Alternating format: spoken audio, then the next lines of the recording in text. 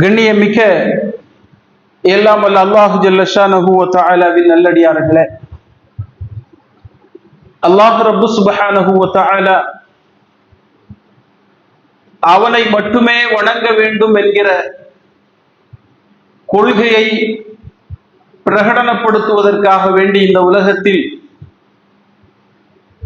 லட்சத்துக்கும் மேற்பட்ட இறை தூதர்களை அனுப்பி வைத்தார். அந்த இறை தூதர்கள் எல்லாம் இந்த உலகத்தில் வந்து அல்லாஹ் ஒருவனை மட்டுமே வணங்க வேண்டும் என்கிற கலிமத்து தௌஹீதை உரத்து சொன்னார்கள். மக்கள் மன்றத்திலே அதை எடுத்து வைத்தார்கள். ஏற்றுக்கொள்ளக்கூடியவர்கள் ஏற்றுக்கொண்டார்கள், ஏற்றுக்கொள்ளாதவர்கள் புறக்கணித்தார்கள்.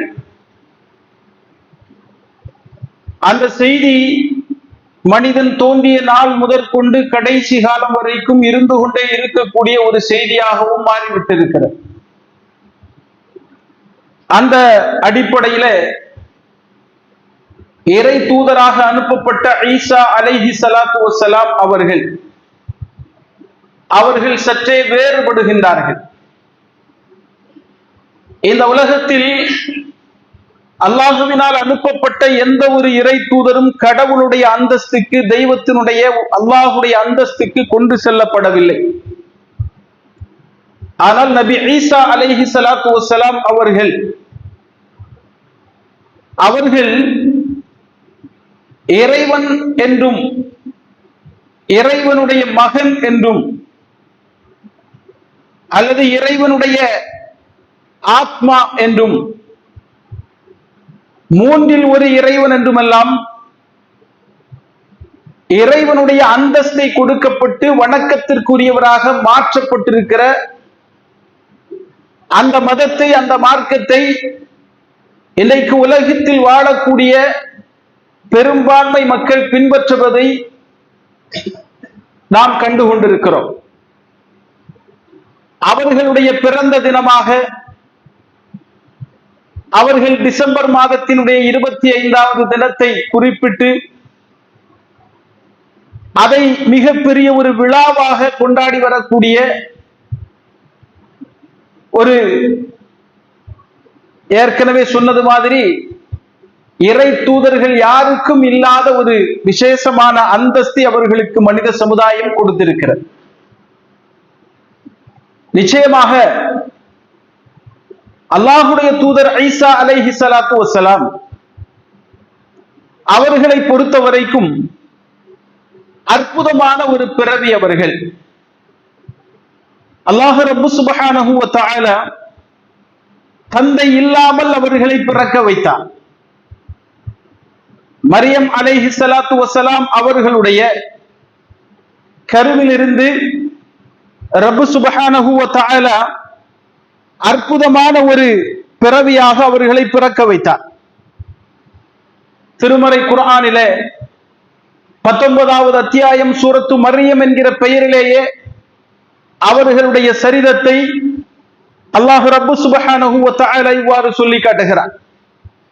வதுகுர் ஃபில் கிதாபி மரியம், மரியமுடைய கிதாபை நீங்கள் நினைவு கூறுங்கள்.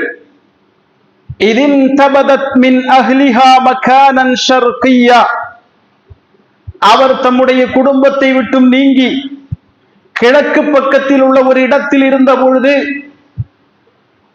ஃபத்தஹதத் மின் தூனிஹிம் ஹிஜாபன், அவர்களிடத்திலிருந்து தன்னை மறைத்துக் கொள்வதற்காக ஒரு திரை அவர்கள் ஏற்படுத்தி கொண்டார். ஃபஅர்ஸல்னா இலைஹா ரூஹனா, நம்முடைய ரூஹை நாம் அவர் பக்கம் அனுப்பினோம், அதாவது ஜிப்ரீல் அலைஹி ஸலாத்து வஸ்ஸலாம் அவர்களை.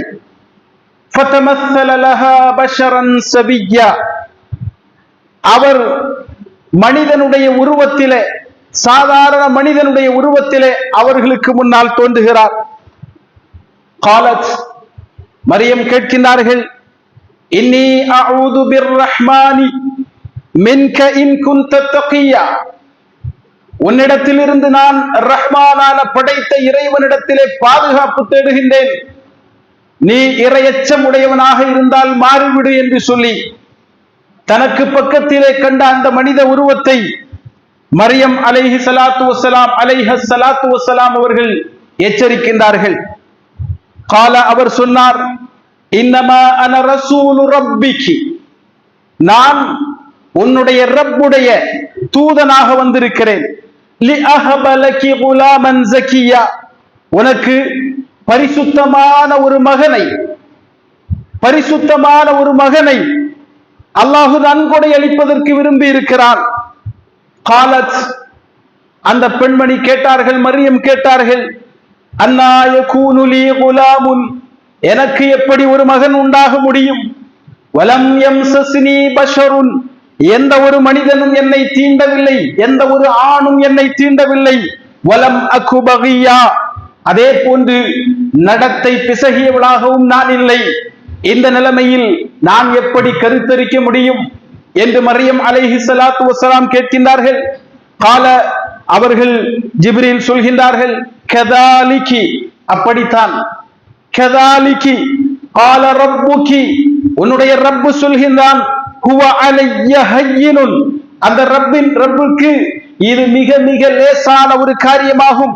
வலினஜஅலஹு ஆயத்தன், இதை ஒரு மிகப்பெரிய அத்தாட்சியாக உங்களுக்கு தருவதற்காகவும், லின்னாஸ் வரஹ்மத்தன் மின்னா, நம்மிடத்திலிருந்து ஒரு மிகப்பெரிய அருள்கொடையாகவும், வகான அம்ரம் மக்தியா, அது ஒரு தீர்ப்பாக்கப்பட்ட ஒரு சங்கதியாகவும் இருக்கிறது என்று சொல்லி அல்லாஹ் ரப்பு சுப்ஹானஹு வ தஆலா மரியம் அலைஹிஸ்ஸலாம் அவர்களிடத்திலே ஜிப்ரீலை அனுப்பி மிக மிக உன்னதமான ஒரு முறையிலே, மிக மிக உன்னத பரிசுத்தமான ஒரு முறையிலே அவர்களுக்கு ஈசா அலைஹிஸ்ஸலாம் அவர்கள் கருத்தரிக்கின்றார்கள்.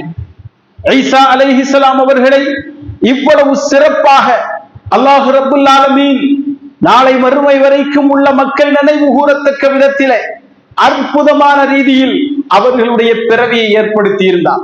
ஆனால் அவர்களை தெய்வமாக மதிக்கக்கூடியவர்கள் அவர்கள் இந்த ஒரு சங்கதியை ஏற்றுக்கொள்கின்றார்களா என்று சொன்னால் நிச்சயமாக இல்லை. எத்தனையோ அற்புதங்களை அவர்கள் குறிப்பிடுவார்கள். குர்ஆன் குறிப்பிட்ட அற்புதங்களும் அதிலே அடங்கும். அவர்கள் குஷ்டரோகிகளை குணப்படுத்தினார்கள், பார்வை இல்லாதவர்களுக்கு பார்வை அளித்தார்கள். அதே போன்று அவர்கள் மரணித்த ஒருவரை உயிர்ப்பித்தார்கள் என்ற அற்புதங்களை எல்லாம் அவர்கள் சொன்னாலும் அல்லாஹ் ரப்புல் ஆலமீன் முதலாக மிகப்பெரிய ஒரு அற்புதமாக ஈசா அலைஹிஸ்ஸலாம் அவர்களுடைய பிறப்பை சொன்னதை இருட்டடிப்பு செய்து விட்டார்கள். அவருக்கு ஏதோ ஒரு தந்தையை, ஒரு யோசேப் என்ற பெயரிலே ஒரு தந்தையை உருவாக்கி இயேசுவை அல்லது ஈசா அலைஹிஸ்ஸலாம் அவர்களை ஒரு ஜார சந்ததியாக விபச்சாரத்தின் மூலம் பிறந்தவர் என்கிற ஒரு மோசமான பேச்சை அதிலிருந்து பாதுகாத்துக் கொள்வதற்காக வேண்டி உருவாக்கினார்களே தவிர இப்படிப்பட்ட ஒரு மகா அற்புதத்தை மறைத்து விட்டார்கள் நிச்சயமாக. ஆனால் அந்த அற்புதம் தான் அவர்கள் நபி என்பதற்கு மிகப்பெரிய சாட்சியாக அல்லாஹ் ரப்பு சுப்ஹானஹு வ தஆலா சொல்கிறான். ஈசா இப்னு மரியம் அவர்கள் என்ன செய்தார்கள்? வயுகல்லிமுன் நாஸ ஃபில் மஹ்தி வ கஹ்லா வ மினஸ் ஸாலிஹீன், அவர்கள் தொட்டிலே குழந்தையாக இருக்கக்கூடிய நேரத்தில், அதே போன்று முதிர்ச்சி அடைந்த பருவத்தில் மக்களுடன் அவர் பேசக்கூடியவராக இருந்தார் என்று அல்லாஹ் ரப்பு சுப்ஹானஹு வ தஆலா சொல்கிறார். அதை மறைத்து விட்டவர்கள், அது அப்படி நடக்கவில்லை என்று சொன்னவர்கள், அந்த விஷயத்தை மறைத்து விட்டு அவர்கள் என்ன சொல்கின்றார்கள்? நிச்சயமாக அவர் ஒரு அற்புதமான முறையில் ஒன்றும் பிறந்தவர் அல்ல, ஒரு தந்தைக்கு பிறந்தவர் தான் என்று பூசி முழுகுவதற்கு அவர்கள் தயாராகின்றார்கள். அல்லாஹ் ரப்புல் ஆலமீன் என்ன சொல்கிறார்? இல்லை, அவர் தொட்டிலே பேசினார். எதை பற்றி பேசினார்? இறைவனை பற்றி பேசினார், தன்னுடைய தாயை பற்றி பேசினார், எல்லாவற்றையும் பேசினார். அதை அவர்கள் மறைத்து விட்டார்கள். எத்தனையோ கிறிஸ்தவ சகோதரர்கள் நம்முடன் வாழ்ந்து கொண்டிருக்கின்றார்கள்.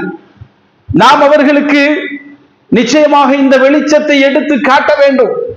ஈசா அலைஹிஸ்ஸலாம் அவர்களை நாம் அவதூறு செய்ய மாட்டோம் என்பதை அவர்கள் புரிந்து கொள்ள வேண்டும். எத்தனையோ கிறிஸ்தவர்கள் அல்லாஹுடைய தூதர் ஸல்லல்லாஹு அலைஹி வஸல்லம் அவர்களை மோசமாக சித்தரித்த போதும் நாம் என்ன செய்யவில்லை? முஸ்லிம்கள் யாருமே ஈசா அலைஹிஸ்ஸலாம் அவர்களை மோசமாக சித்தரிக்கவில்லை. அவர்களை கார்ட்டூனாக வரையவில்லை, கேவலப்படுத்தவில்லை. என்ன காரணம்? அவர்கள் மதிப்பதற்கும் மேலாக ஒரு இறை தூதராக, இறைவனுடைய அடியாராக நாம் அவர்களை மதிக்கக்கூடிய காரணத்தினால்தான்.